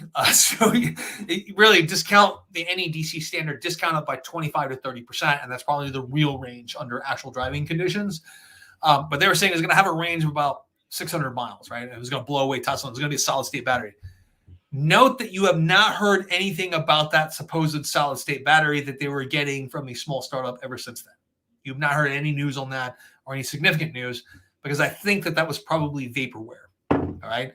Now, the big surprise would be if they trotted out this battery and demonstrated its capabilities at NIO Day this year. Then I would have to change my tune on that, and I'm perfectly willing to do that. I'll change my mind with new information, right? Yeah. Any thoughts on Xpeng's latest delivery results? Stunning growth. Many really underestimate it. Yes. If you watched, a longtime watcher of this channel, though, you would not have underestimated it. This is one of the BYD and Xpeng are probably the two stocks that I've covered most on this channel. And I've caught a lot of flack for favoring Xpeng over NIO and favoring Xpeng over NIO since November of 2020, right? But like I said before, a lot of that's because Xpeng had the advantage of learning from NIO's mistakes. Let me see here. But yeah, I think that Xpeng's latest deliveries are amazing. But if you note, though, their projections for the quarter suggest that they're going to make about 12,000 deliveries next month. So we may see a decline from 15,000 this month to about 12,000, 12,500 next month, right? But their projections for the quarter after that are pretty high. So Keith X says, are funds preparing for a crash? Many of them are reducing percentage of their positions. So funds cannot prepare for a crash.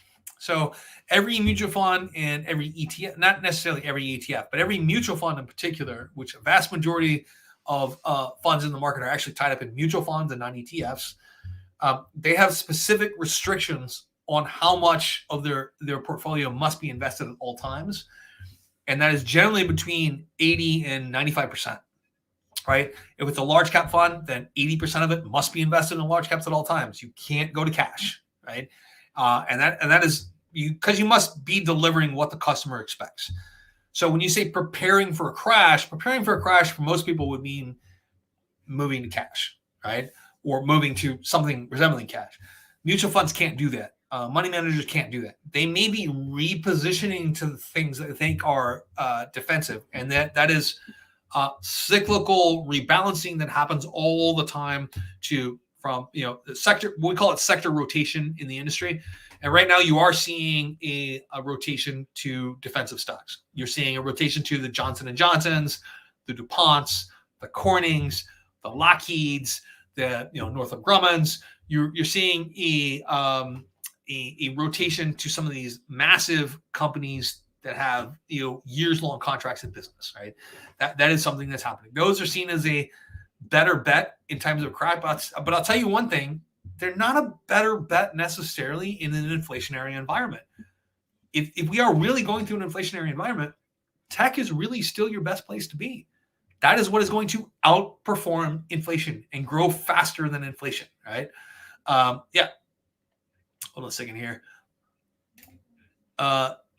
It is highly improbable to have the same crashes in the 1930s as market conditions change. It's not just improbable. It's probably impossible to have exactly the same crash. One of the reasons why the crash in 1929 got so bad is because the Federal Reserve screwed up massively. They actually, instead of doing what they should have done, which is increase liquidity, they turned off the spigot. They raised interest rates. They raised deposit requirements for banks. And it was actually the FDIC that saved banking. The FDIC had to step in and save banking from the Federal Reserve, which is very, very interesting. So there was no FDIC when it got started.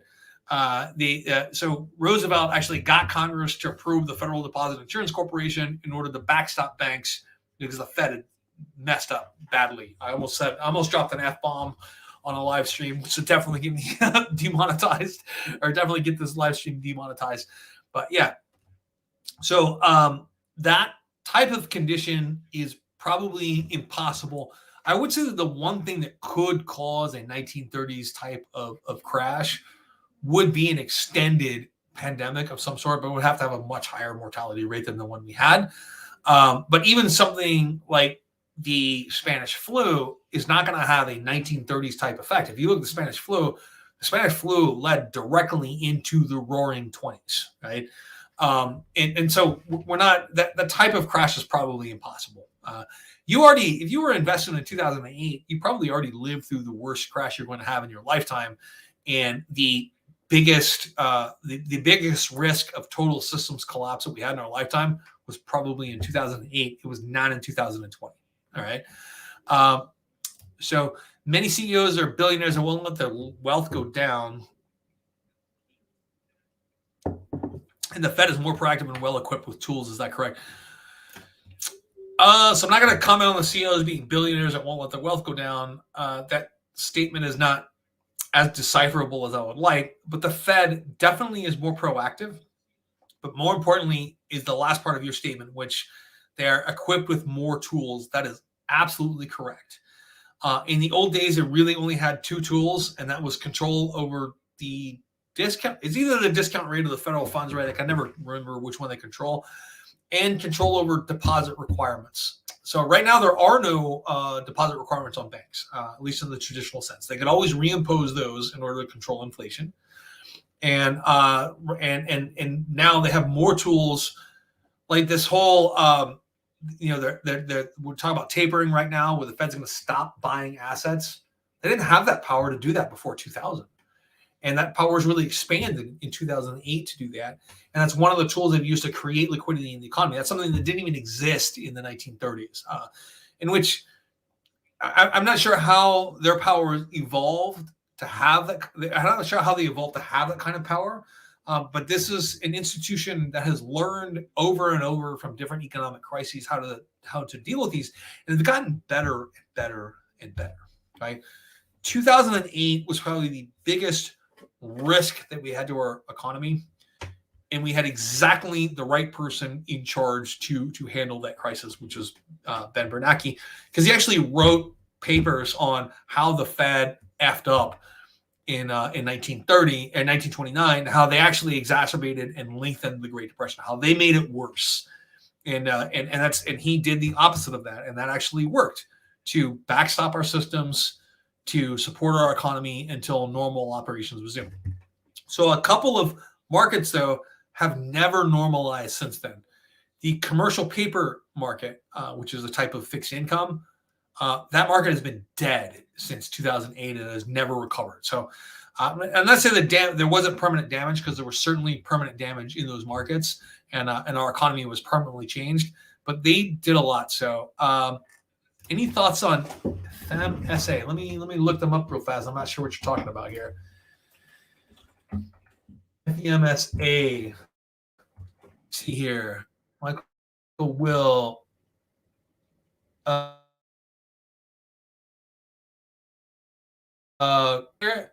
Which is a franchise bottler in Latin America. Oh, in Brazil. It looks like they operate in Mexico, Guatemala, Nicaragua, Brazil, Panama. So I invested in the franchisor, and I think they were called Arcos Dorados, which is a franchise of McDonald's for Latin America, which had really poor performance. And so I've gotten a bad taste in my mouth, sort of dealing with these franchise operators of U.S. brands in Latin America. I'm not saying that they can't do well. This is a company that actually looks pretty good. The revenues have remained steady. The earnings have declined a little bit over the last couple of years. Part of it is because their massive dividend payout, though. Their payout is close to 5% annually. So if your payout is close to 5% annually, then that's pretty much what your company is focused on, is paying that dividend, right? That's a dividend that's a little bit high to be you would never consider a company paying a 5% dividend a growth company, a growth stock. But if dividends are what you're after, that is a company that's a very high dividend, and they definitely have the earnings to support that. Beta is low; it's less volatile in the market. Earnings per share is what I expect, is 2.87 cents per share, and the price earnings ratio is 7.24, which would be right in line with what I expect with a company like this. So they're basically a contract bottler or a franchise bottler of Coca-Cola products. So it looks like lately they've grown quite a bit in the last 3 quarters, and they beat earnings in the last 3 quarters. But if you widen that out over the last 4 years, the business has really just been kind of steady, right? Kind of steady. Okay. So yeah. Any thoughts on STEM and energy storage? So I think that the biggest game right now in energy storage is really still going to be Tesla. Energy storage business. I did a video on that maybe 8 months ago on Tesla Energy. Their revenues back then were about $3 billion, and which means at that point they were actually a really significant portion of Tesla's revenues, roughly around 7 or 8%. I think that's only going to grow over time. I think that their energy business maybe will never be as dominant as Elon Musk originally kind of thought it would be, but their energy storage business may be much larger than most people think it's going to be, especially their sort of grid scale energy storage business. Maybe their the Tesla Powerwall never becomes as big as their grid their grid storage. So it looks like solar projects are getting larger and larger and larger, and energy storage now is a priority. Australia has gone full bore ahead on a couple of these projects. United Arab Emirates, Qatar, and I think even Oman has an energy storage project with Tesla at this point. So there are a couple of technologies that Tesla is not working on, that like something like vanadium flow batteries, and basically like gravitational storage of solar energy. There's a lot of other projects right now that are going on with energy storage. So very excited, not about energy storage technology in particular. I don't know that much about STEM right now. They see it's a very small company, man. They only have $40 million in revenues, $152 million in losses, a couple of buy recommendations at this point. I don't know why they missed the last 2 quarters of earnings. Pretty big whiff in the last quarter, but yeah. So this is something that you should probably keep an eye on a little bit more. It doesn't look like that they have not been public for that long, just since October 8th of 2020. What else? What did they do before then? I want to say that they've been around for a while. They may have reorganized then. I don't know the history of this company. I know I've looked into them before though, but yeah, let's take a look at that. So any thoughts on synthetic bio, AMRS specifically? What do you mean by synthetic biology? Dude, did you guys hear? Essentially, the first artificial life has been created in a lab at this point. Not only that, they have gotten it to reproduce on its own. They've gotten it to reproduce. And I was just reading the article the other day. I'm going to talk about this in a video at some point.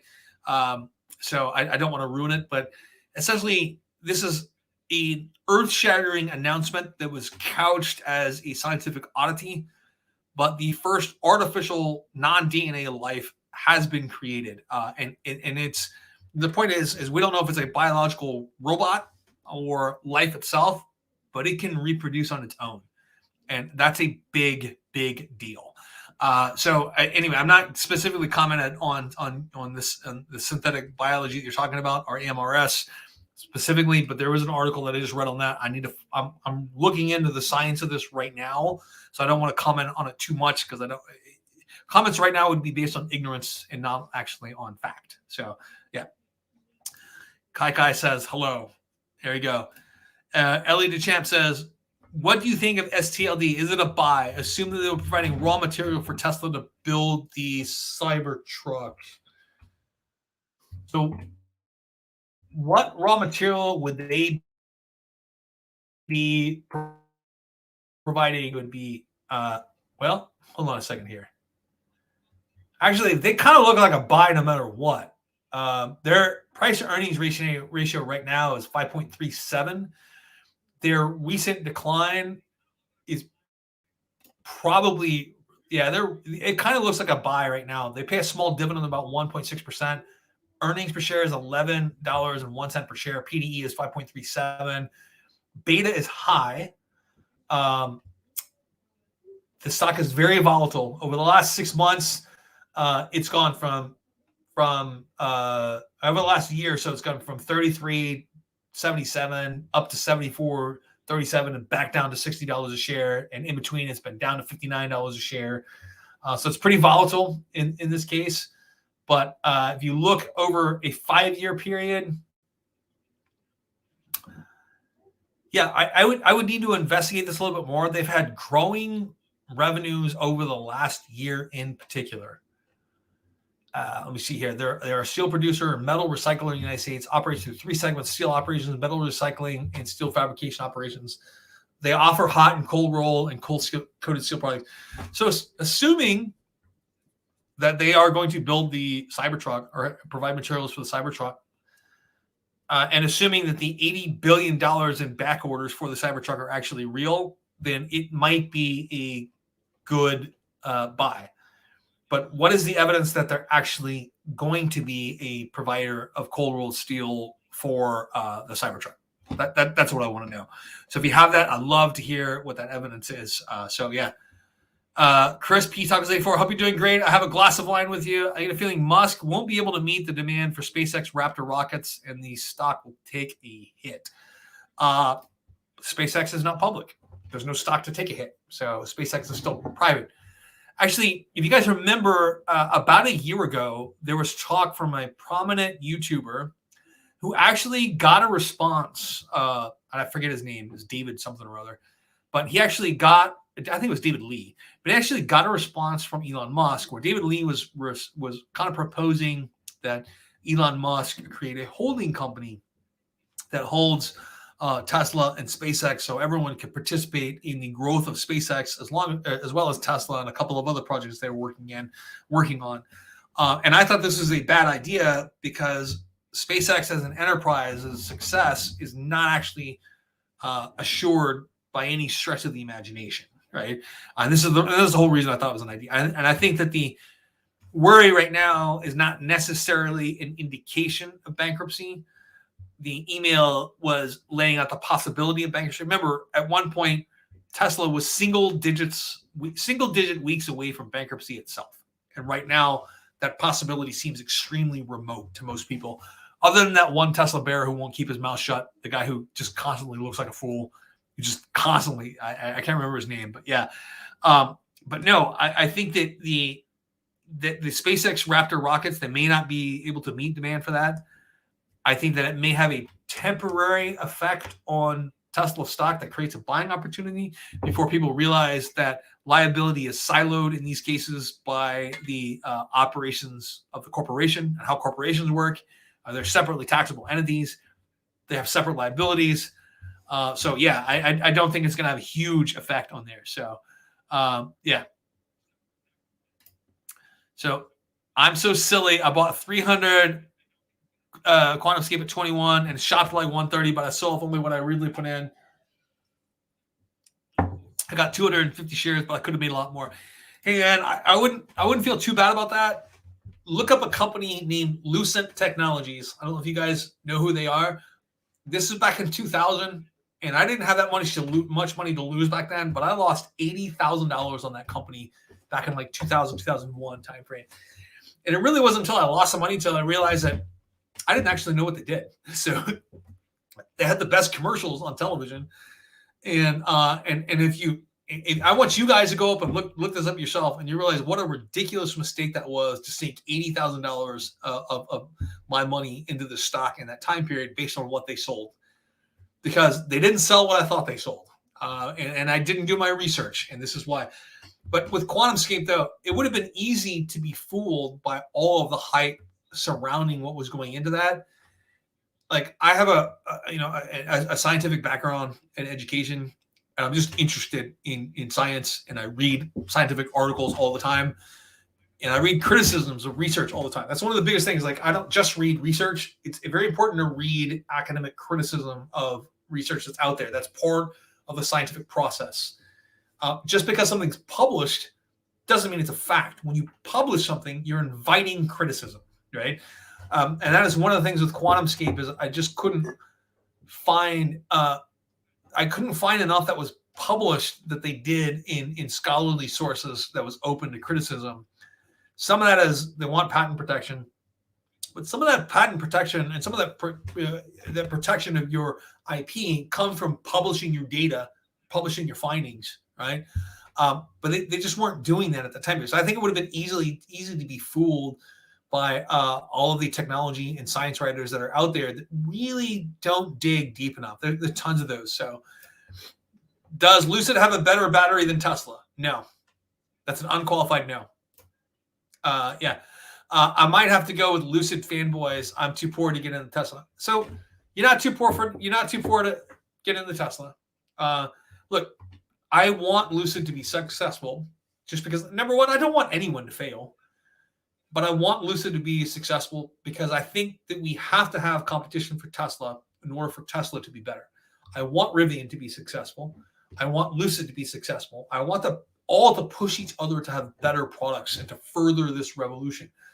But Lucid does not have a better battery than Tesla. Let's think about this.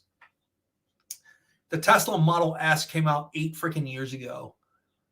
And to this day, there's not a car on the road that doesn't beat the range of the Tesla Model S. The Lucid is not really on the road, right? In numbers enough to where that range can actually be tested on a realistic basis, right? So I think that this is a case that people claim that the battery is better. We need to see evidence that it actually is before you believe that it's better. But look, with the advent of being able to buy fractional shares that's available to almost everyone in the US and in the UK, and I think in most of Europe too, you can use apps to buy fractional shares.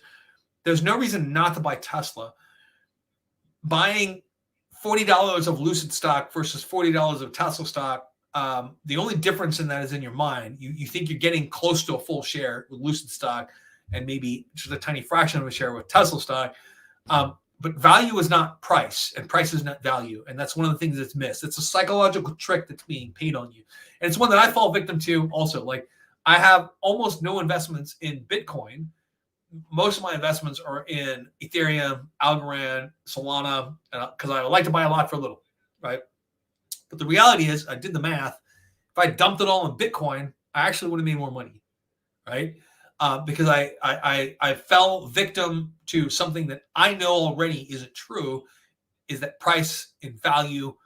I conflated those two and considered them the same thing, meaning that I thought I'm buying this cheaper, but I wasn't really getting it cheaper, right? That's the same thing with Lucid and Tesla. Tesla is a company that's already profitable, whose profits are only growing, and the most expensive components that they have are decreasing in cost. They have a margin advantage over all of their competitors, meaning it's not apparent right now at the scale that they're building. They're probably going to do 500,000 cars this year, and their per vehicle margin is actually going to be equal to what GM and Ford is. But GM and Ford make $5 and $7 million. GM and Ford make 7 and 5 million vehicles respectively. which means that they're, by economies of scale, they should be vastly more efficient than Tesla, but they're not, right?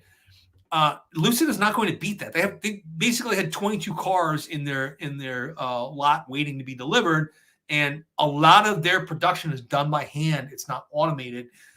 They're not going to have the same profit margins that Tesla is going to have, and they're not going to have them for a long time. It's not that they can't be successful. It's not that they don't have this narrow range of success, right, that's possible to him. And I know there's one person right now waiting for me to quote him because I quote him in every live stream that I do. But I'm not going to do it this time.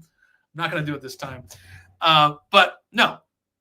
So I think that it's probably a better investment to think Tesla at this point than Lucid. Lucid has a much tougher row to hoe than Tesla did in a lot of ways. So Ozai says, what are your thoughts on Shopify stock? So I own Shopify. It's not something that I take a look at on a daily basis. It's something that I feel in my portfolio that it has reached fair value at this point. So I actually have a Shopify store. It doesn't do much business. It's called soulroller.com or soulroller.net. I own both of the domains. I don't pay much attention to it. I probably sell one t-shirt a week on it at this point. But I realize that something like 70% of people who own shops on that platform are like me. They really don't pay that much attention to it. And so I have been taking a look at Shopify for a while. They, of course, did really, really well last year in 2020. One of the reasons why I think the stock is probably fairly valued or maybe slightly overvalued at this point. I think that in the absence of a pandemic, they would have ended up somewhere around $2.1 billion in revenue instead of around $2.9 billion in revenue. And maybe they would have had $102 million in profits instead of $319 million in profits last year in the absence of the pandemic. So 2021 earnings are going to tell me a lot about whether or not I want to think about reducing my stake in Shopify. Shopify would probably be one of the stocks that I own, that I bought with a 5 or 10 year vision in mind, that I sell early because I think it's reached its potential and it's going to be a 6 or 8% stock going forward, right? And I realize that's not a popular opinion. That isn't, but the growth in that stock was so explosive for the first couple of years that I owned it. Because I think I bought it in 2016 or 2007. I think I bought it in 2017 when I'm looking at it. And then by 2019 or 20, by the beginning of 2020, I was already thinking that the only reason it was this high was because of the pandemic, and it should be a lot lower. By 2021, I'm starting to believe that it's actually kind of overvalued. So I want to see what full year 2021 numbers look like before I make that evaluation on whether or not to sell that. But it may actually be the first actual sale that I do in a very, very long time. So yeah. Chris P. Taco says, I hope you're right about what you said about living through 2008. So 2020 was a black swan event in terms of it's just something rare that's not going to happen. 2008 was actually an absolutely typical market crash in a lot of ways. It was just far more widespread than anyone had ever anticipated, right? So no one can anticipate a pandemic. We should be anticipating a pandemic. Pandemics happen all the time. But in 2008, no one could predict how infectious the extension of credit was going to be. And so almost all market declines and economic crashes happened because of the overextension of credit to uncreditworthy individuals, right? And basically buying bad assets on credit because you're searching for yield because everything has become fully or fairly priced or overvalued, right? We're reaching that point again, but the difference is this time is that the credit really hasn't been extended as much as we thought, and that credit that has been expended is exceptionally low priced. So that's kind of one of the big differences. So yeah, like 2020, 2008 in terms of economic crises should really be put in totally different categories. 2008 was a perfectly typical crisis based on the overextension of credit. 2020 was a complete freak event. So yeah. So he says, if I have a C corp, which way do I save more on taxes? Increase pay of my partners or distribute profits? So if you have a C corp, it depends on how you distribute profits. Remember, if you're distributing as a dividend, then you don't get to take a deduction on the money that you distribute as a dividend to your partners. Your company pays corporate rates on that dividend, plus your partners, when they receive the dividend, they pay dividend rates on that, right? So it's not like having an S corp where you can take like a minimum salary and then pay yourself a dividend, and then you don't pay payroll taxes or anything on that. You only pay dividend taxes on that. It's not the same thing. With a C corp, remember, there's the double taxation on dividends. So you may save more on taxes because your corporation can deduct what you pay to your partners in pay as a corporate expense, but you cannot, if you're distributing profits as a dividend, then you can't take a deduction. Or if you're doing it through like a profit sharing program, like through retirement plan or 401k, that's a different story. But if you're just distributing as a dividend, you're not going to save anything on taxes. In fact, the money's going to be double taxed, right?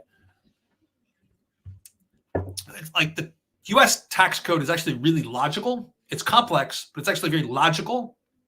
That's one of the things in it that's not logical at all, is the fact that dividends from C corps are double taxed. For some reason, the chat box on the live stream shows below the video player boxes. It was easier to read on the right-hand side. Can't help you out, bro. So I have no idea what causes that. AMR is at the 7.86. It was a good thing to buy with 1/3 ad. It dips further. What's the about? Chris, I've had a lot to drink now, and I'm starting to get in the weeds here with that AMRS. I'm gonna have to take a look at that more closely before I comment on that. So, Emersis is comparable to Ginkgo DNA. It's comparable. Yeah, like I said, I'm gonna look into that.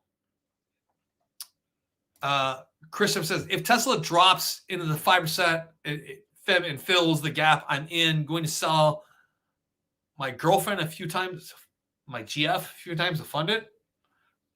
I'm going to take that comment off. Are you selling your girlfriend a few times to fund it? I don't know what's going on there. So, all right, guys, look at there's a private discussion going on in the comments right there. So, okay, here. So, Aaron says manufactures rare organic compounds from yeast. They've successfully synthesized squalene, cannabinoids, and biofuel from yeast.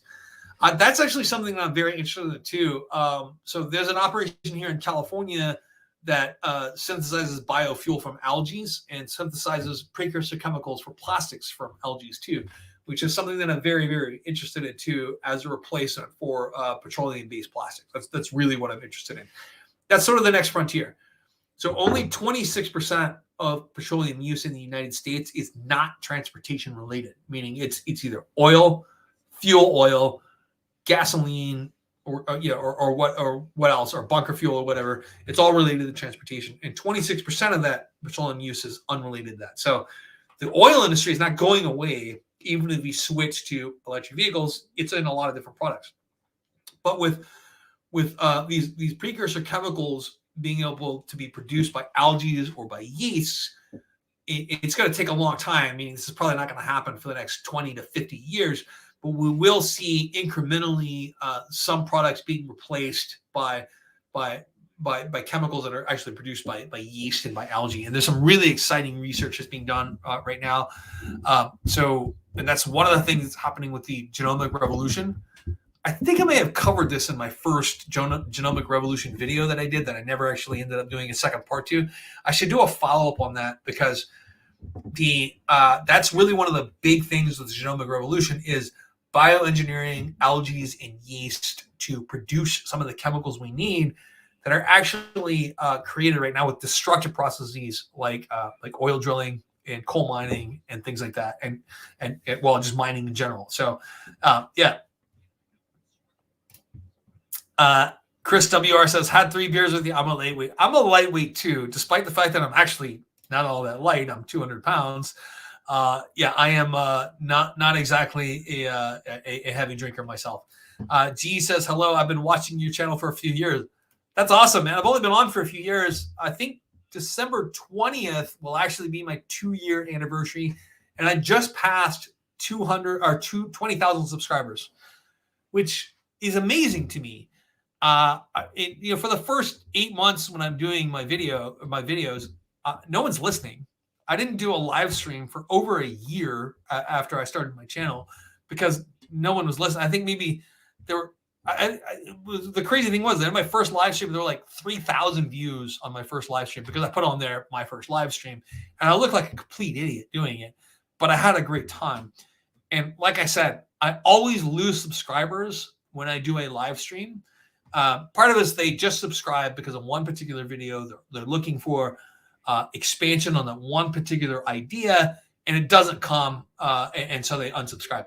So I'm really doing this for the people that stick around like UG. So yeah, looks like you've got sunlight there. We're dark here already in Irvine, California. I'm actually in San Diego, and this is a really bright light that I keep in my room to fight something called seasonal affective disorder. So I suffer from depression from a lack of sunshine in the wintertime. So this is actually, like, I use it as a video light, but it's actually a light that comes on at about 5 a.m, slowly and gradually, and it simulates sunlight. So I really enjoy your videos, but I have to go to bed. It's 2 a.m. Best wishes from Ireland. Pat Mulligan. Ireland is one of the countries that I have not visited. I absolutely want to go. I just found out that I'm something like 22% Irish or something ridiculous like that. I had no idea what I was until I took a DNA test, but apparently I'm 22% Irish. So looking forward to visiting my home country one of these days, but I'm not going to go there and claim that I'm Irish. Yeah. Anyway, so I would love to come visit Ireland one day and meet up with you guys. Looks like I have a number of subscribers in the UK and in Ireland, a lot in China, which I didn't expect, a lot of the Middle East, which I didn't expect either. One of these days. So Doug B says, can we sell wives too or girlfriends? Yeah, I got a funny story about that. Not one that I can tell over the air, Doug B. So the next time you're in San Diego, well, I didn't actually sell anyone, but I joked about it to the wrong people. But yeah, I'll tell you that story over a few beers one day in my bar, which, by the way, we are probably reopening by middle of March. We're going to reopen our bar. So yeah. All right, and I am getting hungry again, and that is when we start to end all of the live streams, is when I get too drunk or too hungry, and that time has come. So I wanted to say thank you very much. This is the most amount of viewers that I've had in a long time on a live stream. Had a great time today. Looking forward to doing it again. I'll see you guys next week at 4 p.m. Thank you so much. I'll see you next time.